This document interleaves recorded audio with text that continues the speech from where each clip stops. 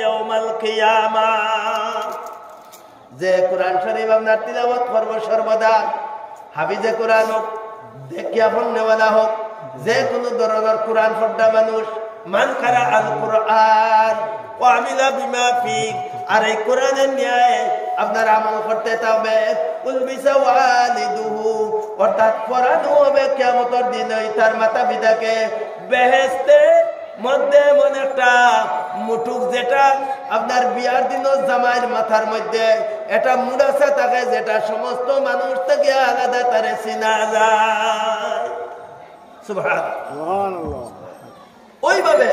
উলবিসা ওয়ালিদুহু তাজা তাজ শব্দটা অর্থ মাথার টুপি এই তাজ হওয়া হয়েছে আমার সাহেব হল বুজুর্গ হল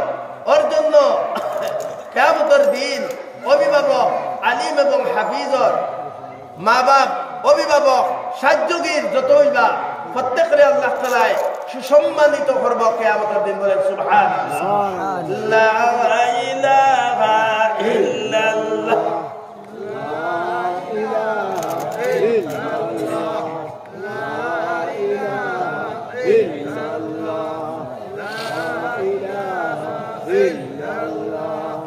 মাশাআল্লাহ জাযাকাল্লাহ। সালেহ আহমদ তার মা নাই সৌদিত গেছেন আমার আরিফুল হক সাবর বাতিজা 500 টাকা দিবা নারায়ে তাকবীর ওয়াজ হোক মক্তবর প্রয়োজন তো মিটত চান্দা দিলে চান্দার বলে আপনার আর কোনো মন বেজার নেই যদি মনে করেন মন বেজার হয় তাহলে আমি চান্দায় আর কথা বলি আর যদি এখন খুশ আছি তে রাজি আছি চান্দা দেওয়ার ভিতরে ইমানদারি তরিকায় আমি খুশ থাকতাম বেজার থাকতাম না চান্দার যে দেওয়ার ক্ষমতা দিছে তাই নিলা আল্লাহ যে আমারে জমিনও আনছে তাই নিল গিয়ে আল্লাহ খাই সকালে আমারে বিখ্যাত পড়াইতে পারবো তার নাম হইল আল্লাহ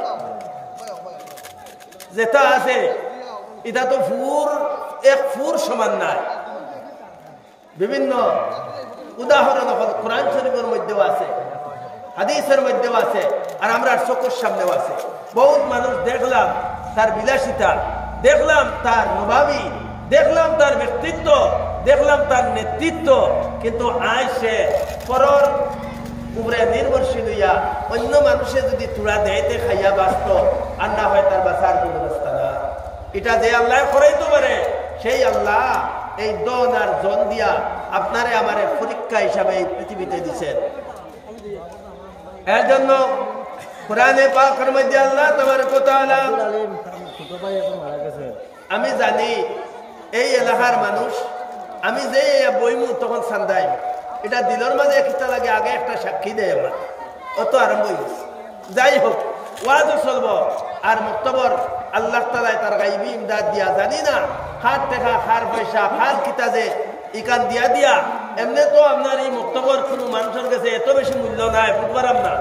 কিন্তু আমি শিলমন মারি একটা মারমু এই মক্তব কিয়ামতের দিন মানুষের জন্য একটা নাজাতের কারণ হইয়া যায়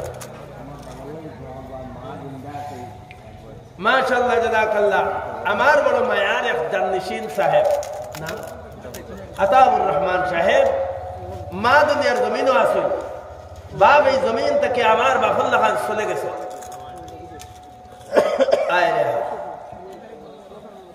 বাপ জমিনও নাই দেখাইবার মতো খুশি করবার মতো কোনটাও নাই মা জমিনও নাই দেখাইবার মতো খুশি করবার মতো আমরা একটা অভ্যাস দেখুন জানি দুনিয়ার থাকতে সময় আমরা মূল্য দেই না আর যেই মারা গেছ এখন দেখবা বেশি হাল্লা চিৎকার খান্না মরার বাদে মানুষের ঠিকও মানে তার শরীরের মধ্যে অনেকটা প্রেশার মা বাপ মারা যাবার পরে আর ফেরাউনুল্লাহ খান দিল যদি কোনো করে থাকে তো এটা তো আলাদা আমার সাহেব হল বুজুর্গ হল আমরা এক বাপ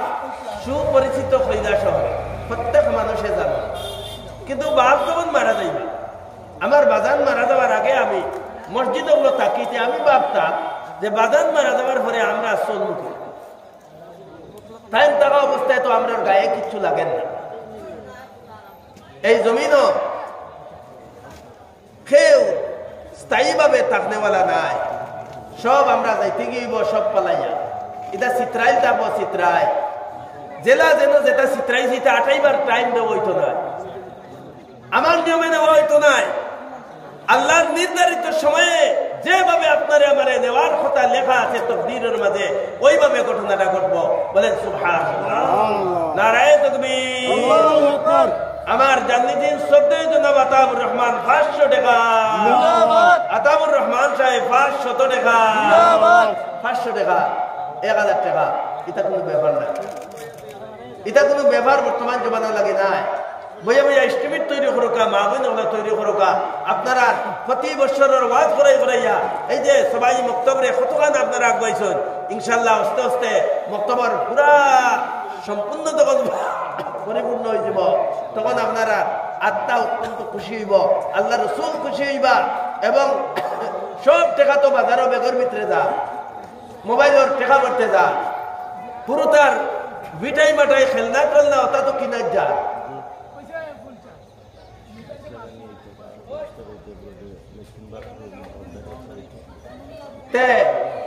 এই যে আমরা কত টাকা কত পয়সা কত বাই দিয়া এগুলো আমরা এস্টিমেটের মধ্যে রাখতে হইব। যেমন আমি আমার মসজিদের ওয়াজের ব্যাপারটা এখনো আমি মাথা টানছি, শুধু 2টা শুক্রবারে ও কথাটা হইয়া রাখছি যে ওয়াজ একটা উল্লেখযোগ্যভাবে হইতে হইব। যদি যুবক যারা আছো আপনারা যদি একটু সাড়া দেন তাহলে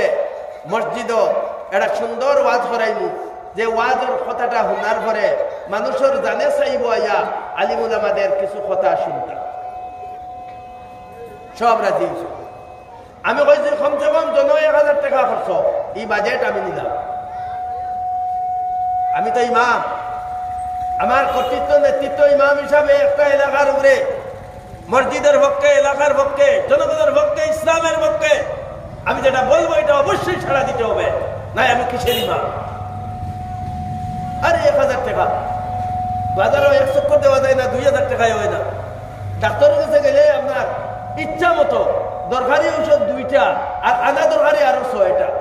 হিগুন তো জানে দাম নাই, দর করা নাই, দর কষাকষি নাই,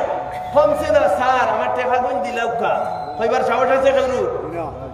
এক জোড়াও কমছে না, আরো বাড়ছে। আপনি কইতে পারবানি মুল্লাল্লাহ খান গিয়া মানে হুজুর কিতা তাবিজ দিলা রে বা টাকা গুণ দিলাম আপনারে, আর মনে হয় বালা করে মন খান লাগাইয়া দিছেন না। মুল্লার কাছে গেলে এই কথা আইব, কিন্তু ডাক্তারের কাছে গেলে ইনো মুখ জুড়াইয়া দ্বিতীয় রাখে গিয়া কইতা যে আমার কমছে না, ওবা তোমার ফার্মেসিতেই যেটা ঔষধ নিলাম ও টাকা গুণ দিলাম, সে কইতাম পারবেন স্যার সম্মান দিয়া আপনি যে ঔষধ দিচ্ছে স্যার কমছে না, বরং আরো বাড়ে গেছে। আচ্ছা ঠিক আছে, আগর যেটা এটা বন্ধ, এখন আবার নতুন ভাবে আরো 3000 টাকা মনে আঙ্গা যায় তো, আঙ্গা যায় তো। আমার সাহেব হল বুজুর্গ হল হাদিস এবং কোরআন ভিত্তিক মাপ। আল্লাহ রাসূল সাল্লাল্লাহু আলাইহি সাল্লাম বলছেন, তুমি কোনো মসজিদে দেও না, তুমি কোনো মাদ্রাসা দেও না, তুমি কোনো গরিব দুঃখীরে দেও না, অসহায় মানুষে দেও না। তোমার মাথা ভিতরেও যত ফুরাত কাপড় ছিঁড়া কাপড় পিন্দিয়া তোমার মা বাপরে তুমি সুন্দর দেখায় না। তোমার স্ত্রী তুমি যে আনছো, তোমার ঘরের মধ্যে তোমার আল্লাহ তাআলা তৌফিক দিয়েছে, তুমি এর পরে বাজারর কম দামি যেটা পছন্দ খাবার চুড়া নিয়ে তোমার স্ত্রীরে ফিন্দাও বাড়ি,